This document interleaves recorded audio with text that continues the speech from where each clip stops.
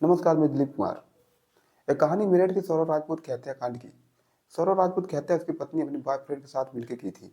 हत्या करने के बाद उसकी पत्नी और उसका बॉयफ्रेंड दोनों लोग शिमला घूमने चले गए और वहां जाकर एक मंदिर में शादी की और फुल एंजॉय किया। दैनिक भास्कर के अनुसार अब सुने पूरी कहानी विस्तार से। सौरव राजपूत और मुस्कान रस्तोगी की शादी लव मैरिज हुई थी। शादी होने के बाद मुस्कान और सौरभ घर से दूर रहते थे। उसके बाद कुछ समय बाद मुस्कान घर पे अकेली रहती थी और सौरभ लंदन में जॉब करता था।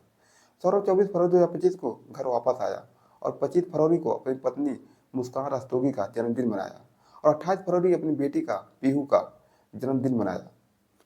उसके बाद सौरभ 3 मार्च को डिनर के लिए अपने घर गया, लेकिन खाना वहां पर नहीं खाया। खाना को पैक करा के अपने साथ जहां पर मुस्कान रहती थी वहां लेके चला आया। डिनर करने से पहले सौरभ के खाने में मुस्कान ने नींद की गोली मिला दी। उसके बाद दोनों लोग एक साथ रात में लगभग 9:30 बजे डिनर किया।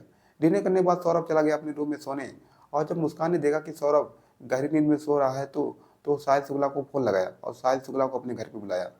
साहिल शुक्ला रात में लगभग 1 बजे मुस्कान के घर पहुंचा। उसके बाद सास शुक्ला किचन से मीट काटने वाला चाकू बेडरूम में लेकर आया और मुस्कान से बोला कि सौरभ का वध तुम ही करोगी, मैं नहीं। उसके बाद मुस्कान ने चाकू अपने हाथ में पकड़ी और उसके ऊपर से शाहिद शुक्ला ने पकड़ा। मतलब चाकू का हत्था पहले मुस्कान पकड़ी और उसके हाथ को शाहिद शुक्ला ने पकड़ा और सौरभ को सीने के पास ले जाकर सौरभ के सीने में चाकू घुसा दिए और सौरभ को सीने में 3 बार वार किए। उसके बाद कुछ समय बाद सौरभ की मौत हो गई। उसके बाद सौरभ की बॉडी को बाथरूम में ले गए। बाथरूम में ले जाकर सौरभ की बॉडी को 4 टुकड़े किए। उसके बाद सिर और दोनों हाथ एक बैग में पैक किए। धड़ और दोनों पैर दूसरे बैग में पैक किए। धड़ और दोनों पैर वाला बैग घर में रखकर साहिल मुस्कान को अपने साथ लेकर सिर और दोनों हाथ वाला बैग अपने साथ लेकर घर आया और घर आकर वहीं पर सुबह 8 बजे तक दोनों लोग साथ में थे।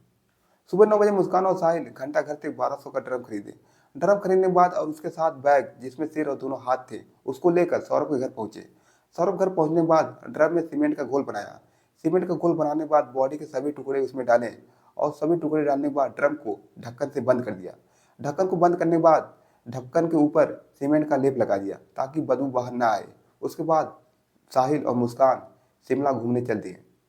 वहां जाकर साहिल और मुस्कान एक मंदिर में शादी किए। शादी करने के बाद दोनों लोग फुल एंजॉय किया और 8 मार्च को कुल्लू मनाली चले गए। वहां पर भी दोनों लोग फुल एंजॉय किया। उसके अलावा कुछ अलग अलग जगहों पर दोनों लोग घूमे। घूमने के बाद 17 मार्च को दोनों लोग मेरठ वापस आ गए।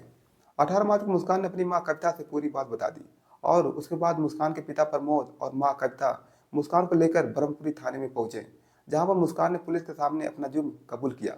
उसके बाद पुलिस ने साहिल और मुस्कान को गिरफ्तार करके जेल भेज दिया। उसके बाद आगे कार्रवाई चल रही है। मुस्कान और साहिल दोनों कई प्रकार के नशे करते थे।